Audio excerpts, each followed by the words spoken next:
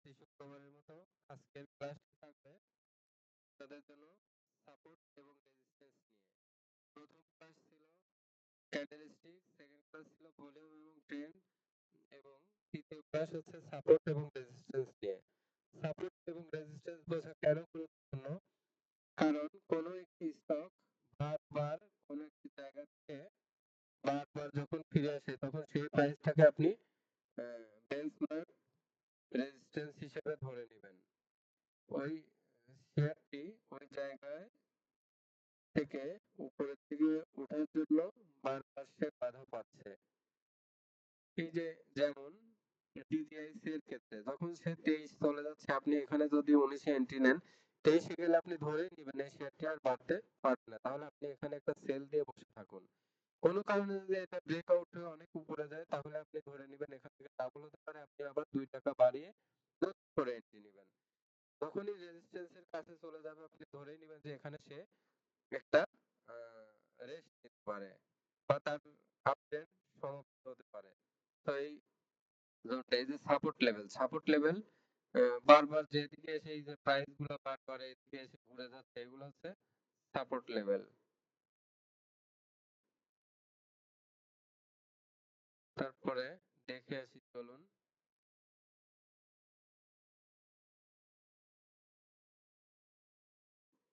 ঢাকা ইন্স্যুরেন্সের ক্ষেত্রে দেখুন একই ঘটনা ঘটেছে যে 42-80 এসে 3 মাসের ভিতরে 2 বার একই রেটে এসে ঘুরে গেল। এই যে নিচের দিকে নামছে এটাই রেজিস্ট্যান্স। এই যে এখানে এই যে এই লেভেল গুলায় সে সাপোর্ট নিচ্ছে। সাপোর্ট লাইন দুইটা, একটা, দুইটা, তিনটা থাকতে পারে। রেজিস্ট্যান্স লাইন একাধিক থাকতে পারে। প্রথম resistance, second resistance, third resistance. তো এরপরে চলুন আরো কিছু স্টক দেখে আসি। এই যে ডোমিনেন্স দেখুন, এখানে যখন সে রেজিস্ট্যান্স ব্রেকআউট করে চলে গেল তখন সে 3 মাসের ভিতরে টার্গেট থাকবে যে সে ডাবল হবে। দেখুন 2 গুণ 4 গুণ হবে 4 মাসের মধ্যে। পিছনে ফিরে আর তাকানোর তার সময় নেই। এজন্য সে এই যে সামনের দিকে কন্টিনিউয়াস এগিয়ে যাচ্ছে। তো ব্রেকআউট যখন হবে, ব্রেকআউট বুঝতে হবে। দীর্ঘ 2 মাস, 4 মাস, 6 মাসের প্রাইসকে যখন সে অতিক্রম করে তখন সে একটা ব্রেকআউট নেয় এবং ব্রেকআউট হলে একটা বড় র্যালি হতে পারে।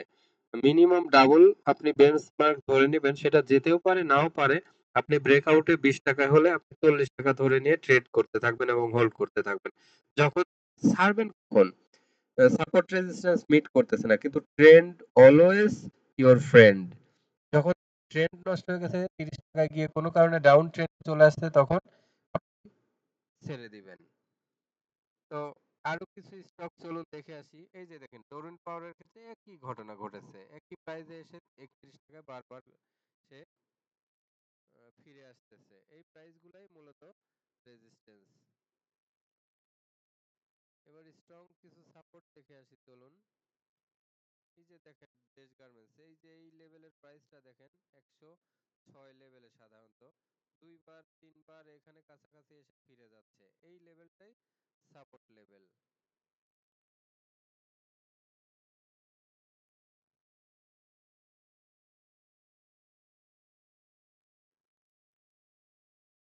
এই যে ইস্টার্ন লুপ দেখেন, এই যে এই প্রাইসগুলো যেমন 1519 এর কাছাকাছি এসে সে বারবার ফিরে যাচ্ছে, এটা হচ্ছে সাপোর্ট।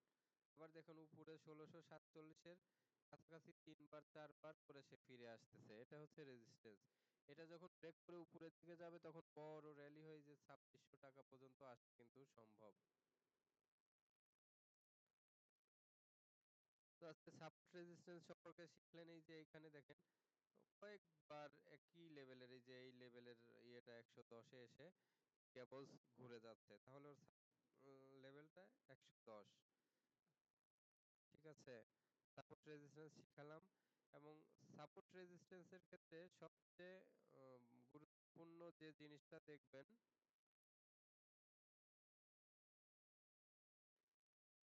সাপোর্ট রেজিস্ট্যান্সের সাথে 4টা জিনিস ফলো করবেন। কোথাও যদি সাপোর্টের কাছে চলে যায় তখন যদি কোনো কারণে shooting star, morning star, candle pattern থাকে বা ডোজি, তখন মনে করবেন যে এখান থেকে রিভার্স হবে বা রিভার্স কোনো এনকালফিং তখন ধরেই নেবেন যে এটা স্ট্রং, তাহলে সাপোর্টের ক্ষেত্রে ক্যান্ডেল ফলো করবেন, এরপরে ট্রেন্ড ফলো করবেন। কোন একটা জায়গায় যে এখানে সাপোর্টে এসে দেখতেছেন, ঠিক ক্যান্ডেল দেখতেছেন এখানে ট্রেন্ড খুব ভালো এবং ভলিউম ফলো করবেন। এই যে ভলিউম দেখতেছেন ভালো, ট্রেন্ডও ভালো, সেক্ষেত্রে আপনি সাপোর্টকে স্ট্রংলি আপ ট্রেন্ড হিসেবে ধরে নেবেন। কোন একটা জায়গায় রেজিস্ট্যান্সের কাছে গিয়ে যদি দেখেন যে ভলিউম হচ্ছে বেশি, ট্রেন্ডও ঘুরে যাচ্ছে, তখন হচ্ছে যে সেটাকে রেজিস্ট্যান্স হিসেবে স্ট্রং ধরে নেবেন এবং নিজে শেয়ার ডিস্ট্রিবিউশন করে দিবেন। এই যে এখানে দেখুন, হঠাৎ করে এখানে এসে সে এই দিকে পিছনে গেলে দেখা যাবে যে ওর একটা রেজিস্ট্যান্স আছে। তো ওখান থেকে ওর ট্রেন্ড ডাউন হয়েছে, ভলিউম বেশি হচ্ছে, সবকিছু মিলায় এই কয়েকটি জিনিস। তাহলে কয়টি জিনিস আমলে নেবেন? এক হচ্ছে যে ক্যান্ডেল সাপোর্টের জায়গায় কেমন, রেজিস্ট্যান্সের জায়গায় কেমন, ট্রেন্ড কেমন, ভলিউম কেমন, এই কয়টা জিনিস দেখে সিদ্ধান্ত নেবেন। ইনশাল্লাহ মার্কেটে আপনি 80 থেকে 90% স্টকে সাকসেস হবেন।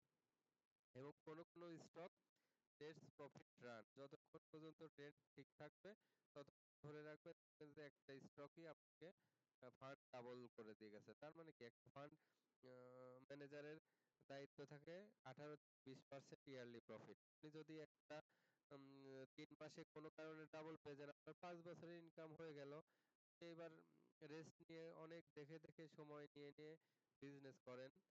এরপরে এখন সামনে যেহেতু ঈদ, বন্ধুরা অবশ্যই আমার চ্যানেলটি যারা নতুন এখনো সাবস্ক্রাইব করেনি, দয়া করে এখনই সাবস্ক্রাইব করে বেল আইকন বাজিয়ে দিন। লাইক কমেন্ট শেয়ার করে সাথে থাকুন। আর ভিডিওটি শেষ পর্যন্ত দেখবেন, কারণ ভিডিও শেষে সব সময় ভালো কিছু স্টক সাজেস্ট করা হয়। ডিরেক্টলি হোক ইনডিরেক্টলি হোক, স্টক সাজেস্ট করলে আপনারা বুঝে নেবেন। সামনে ঈদ, অনেকেই কিন্তু কি টাকা উইথড্র করবে, তো মার্কেট করতে পারে। চলুন দেখে আসি ডিএসসি ইন্ডেক্স। ডিএসসি ইন্ডেক্স বলতেছে যে ডাউন ট্রেন্ড হবে। এখন রবিবারের মার্কেট খুব ইম্পর্টেন্ট। ওই দিন যদি ডাউন হয় তাহলে সে ডাউন হতে পারে।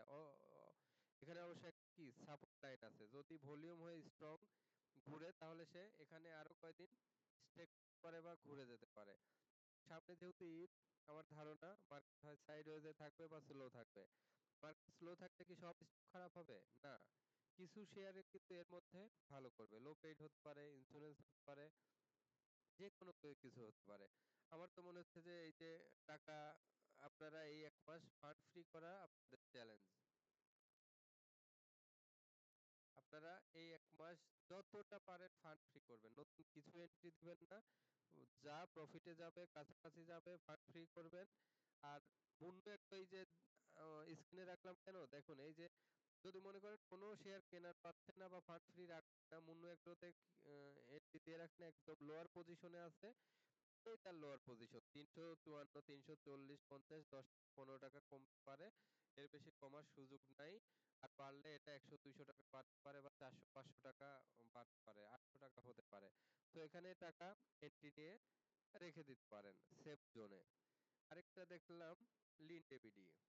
লিন ডেবিডিটা সেম, অনেক নিচে থেকে ডাইরেক্ট আইকিউ অনেক সময় সকল অ্যানালাইসিস ফেল আইকিউ এর কাছে। এখানে এসে দেখা যায় আপনি ধরেন এর লোয়ার রেঞ্জ জানেনই না, কিন্তু এখানে দীর্ঘদিন দেখেন 659 টাকা, এটা এটা লিডের জন্য খুবই কম প্রাইস, এখান থেকে আরো কমতে পারে না সাধারণত, এটাই কমন সেন্স। আর কমলে ধরে নেবেন যে ডিফারেন্স কিছু ঘটে গেল। তাহলে এখানে এন্ট্রি দিয়ে ফান্ড রেখে দিতে পারেন, বাড়লে 50 টাকা 60 টাকা যদি প্রফিট পান বা যে কোনো সময় ফান্ড ফ্রি করেন, আম, তাহলে এখান থেকে দ্রুত ফান্ড ফ্রি করে অন্যদিকে স্মার্ট সুইচ পারবেন। দুইটা ইস্যু, ভালো একটা শেয়ারে অবস্থান নিয়ে লোয়ারে থাকুন অথবা ফান্ড ফ্রি রাখুন। তো আজকে এ পর্যন্তই। নেক্সট ক্লাসে কোন জিনিসটা নিয়ে ক্লাস নেওয়া হবে? ক্লাস নেওয়া হবে অ্যাকুমুলেশন ডিস্ট্রিবিউশন, এবং এরপরে থাকবে এমএসসিডি এবং এক্সেল শিটের কুমুলেশন ট্রেন্ডের ভলিউম নিয়ে বিস্তারিত আলোচনা থাকবে। এই কটা জিনিস শিখে 6টা ক্লাস শেষ করলে আশা করি আপনারা মার্কেট সম্পর্কে ভালো কিছু জানতে পারবেন। আজকে এ পর্যন্তই। বন্ধুরা ভালো থাকবেন। শুভরাত্রি। আমার চ্যানেলটি অবশ্যই সাবস্ক্রাইব করবেন এবং লাইক, কমেন্ট, শেয়ার দিয়ে সাথে থাকুন। আল্লাহ হাফেজ।